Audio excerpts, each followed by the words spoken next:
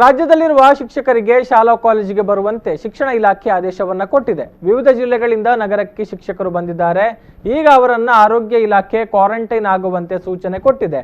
ಮನೆಯಲ್ಲಿದ್ದ ಶಿಕ್ಷಕರನ್ನ ಕರೆಸಿ ಕ್ವಾರಂಟೈನ್ ಮಾಡಿಸುವುದು ಎಷ್ಟು ಸರಿ ಅಂತ ಮಾಜಿ ಸಚಿವ ಯುಟಿ ಖಾದರ್ ಪ್ರಶ್ನಿಸಿದ್ದಾರೆ.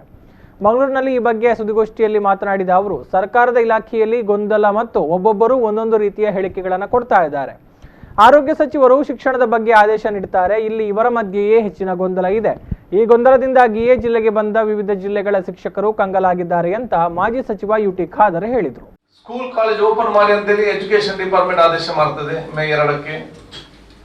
ಇದು ಆದೇಶ ನೋಡಿ ಕಾಲೇಜುಗಳ ಪ್ರಾಂಶುಪಾಲರು, ಆಡಳಿತ ಅಧಿಕಾರಿಗಳು, ಟೀಚರ್ ಮತ್ತು ಮಾಸ್ಟರ್ಗಳಿಗೆ ಲೆಟರ್ ಹಾಕ್ತಾರೆ, ನೀವು ಬಂದು ಜಾಯ್ನ್ ಆಗ್ಬೇಕಂತೇಳಿ. ಕಾಲೇಜಿಂದ ಲೆಟರ್ ಬಂದು ಹೇಳಿಕೊಂಡು ಎಲ್ಲರೂ ಬಂದು ಜಾಯ್ನ್ ಆಗ್ತಾರೆ ಮಂಗಳೂರಿನ ಕಾಲೇಜುಗಳಿಗೆ. ಇಲ್ಲಿ ಸೇರಿದ ತಕ್ಷಣ ಬಂದ ನಂತರ ಹೆಲ್ತ್ ಡಿಪಾರ್ಟ್ಮೆಂಟ್ ಒಂದು ಇದು ಸರ್ಕ್ಯುಲರ್, ಯಾರೆಲ್ಲ ಹೊರಗೆ ಜಿಲ್ಲೆಯಿಂದ ಬಂದಿದ್ದಾರೆ ನೀವೆಲ್ಲ ಕ್ವಾರಂಟೈನ್ ಆಗ್ಬೇಕಂತೇಳಿ. ನೀವು ಬನ್ನಿ ಅಂತ ಕರೆಸಿಕೊಳ್ಳುದು ನಾವೇ.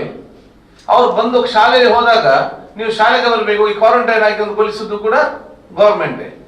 ಯಾಕೆ ಸಂಪರ್ಕ ಇಲ್ಲ, ಬರ್ಲಿಕ್ಕೆ ಯಾಕೆ ಹೇಳಿದ್ದು? ಅಲ್ಲಿ 15-4 ದಿವಸ ನಿಲ್ಬೋದಿತ್ತಲ್ಲ ಊರಲ್ಲಿ.